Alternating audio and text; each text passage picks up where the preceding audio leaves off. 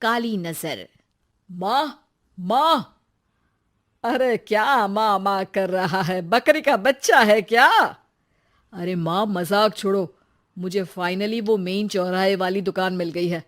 अब देखना, आपका बेटा दुगनी स्पीड से पैसा कमाएगा। ओफो, ये क्या? मेरी ऑनलाइन मेकअप क्लास चल रही है। इतनी जोर से क्यों बोल रहे हो आप दोनों? अरे मेरी धर्म पत्नी जी, मेकअप क्लास बाद में करना। वो चौराहे वाली दुकान मिल गई है हमको।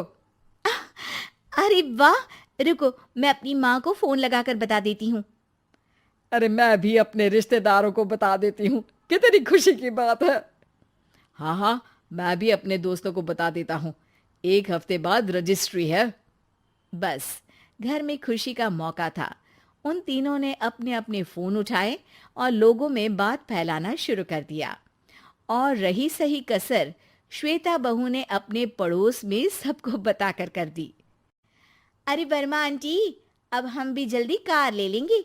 घर का रेनोवेशन होगा और ठाट से रहेंगे हम भी। अरे, ऐसा क्या हुआ?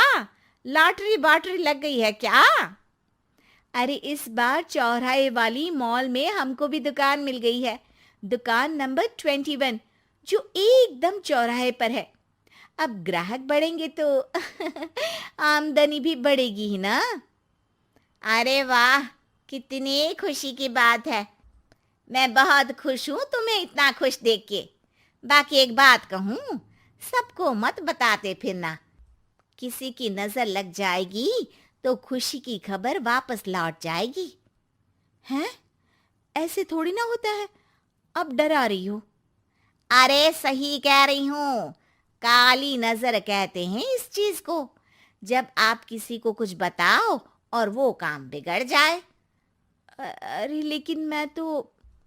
तुमने सबको बता दिया ना? हाँ, फोन लगा लगा के।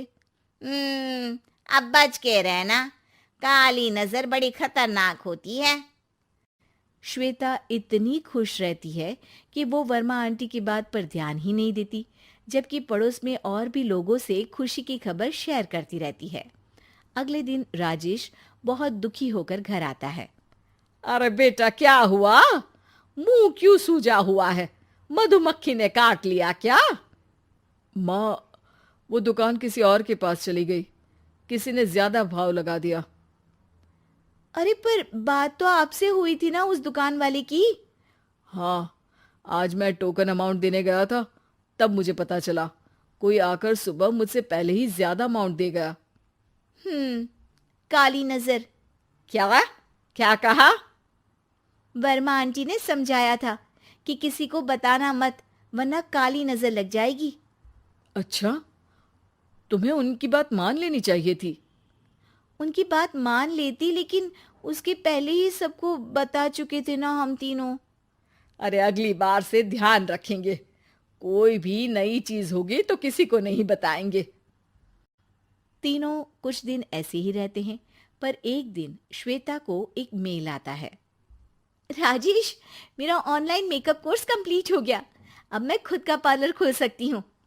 अरे वाह, अपने मोहल्ले में ही खोलते हैं। ये जो घर के सामने दुकान है ना, वहीं।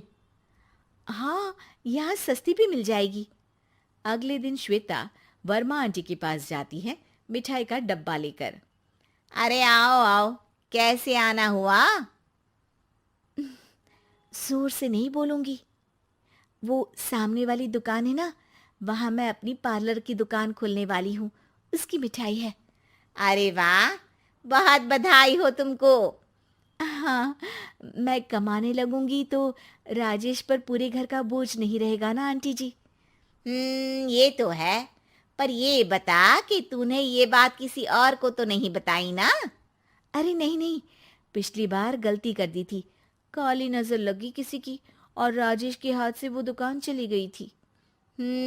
सबको मत बताना। चलो मैं चलती हूँ, कल दुकान की बात करने भी तो जाना है।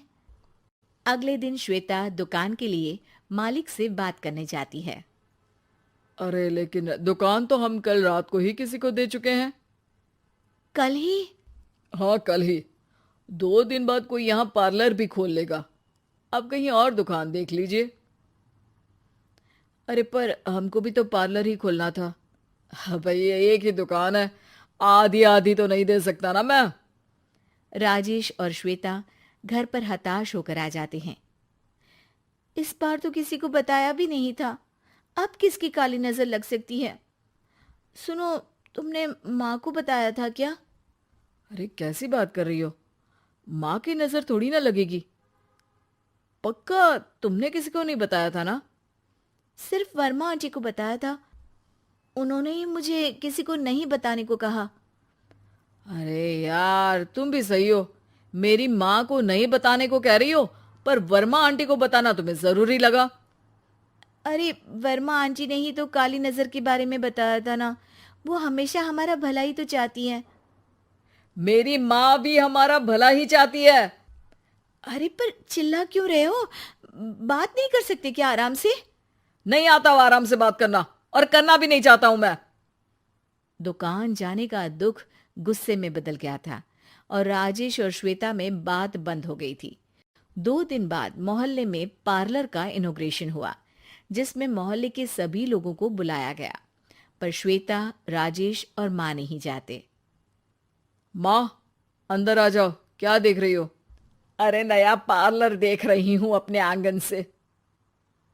देखो, माँ को दूसरे का सुख देखने में कितना मजा आ रहा है, मेरा दुख नहीं दिख रहा इन्हें। यहाँ मेरा पार्लर भी तो हो सकता था।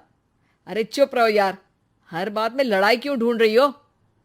राजेश और श्वेता फिर बहस करने लगते थे। तभी माँ ने दोनों को बाहर बुलाया। अरे जरा देखो तो, दुकान चलाने वाले का बोर्ड पर नाम क्या लिखा है? श्रुति वर्मा। गाड़ी निकाले बेटा, हमें कहीं जाना है। काली नजर का इलाज कराने? राजेश अपनी बाइक निकालता है। तीनों ट्रिपलिंग कर रहे हैं। माँ राजेश को उस मॉल वाली दुकान पर लेकर जाती है जहां राजेश अपनी दुकान खोलने वाला था। यही दुकान लेना चाहता था ना तू? हाँ, पर इनको भी दुखी करने लेकर आई हो क्या यहाँ पर दुकान दिखाकर? वहां काफी नहीं था? अरे श्वेता, थोड़ा सब्र रख, अभी पता चलेगा कि हम यहाँ क्यों आए हैं। बता, इस दुकान चलाने वाले का नाम क्या है? अनुपम वर्मा। कुछ समझ में आया? वो दुकान वाली श्रुति वर्मा, ये दुकान वाला अनुपम वर्मा, और हमारे पड़ोस में हमने उस दुकानों के बारे में बताया किसको था? अब वर्मा आंटी को। मतलब वर्मा आंटी ही हमारा काम बिगाड़ रही है? नहीं नहीं, ऐसा नहीं हो सकता, ये बस इत्तेफाक है। राजेश अपना फोन निकालता है और श्रुति वर्मा और अनुपम वर्मा के नाम फेसबुक पर सर्च करता है, जहां ये दोनों ही वर्मा आंटी के रिश्तेदार होते हैं। श्वेता को समझ में आ जाता है कि वर्मा आंटी की ही नजर खाली नजर है। अब क्या करना है? कोई भी खुशी की खबर हो तो काली नजर से बचना है, यानी वर्मा आंटी से बचना है।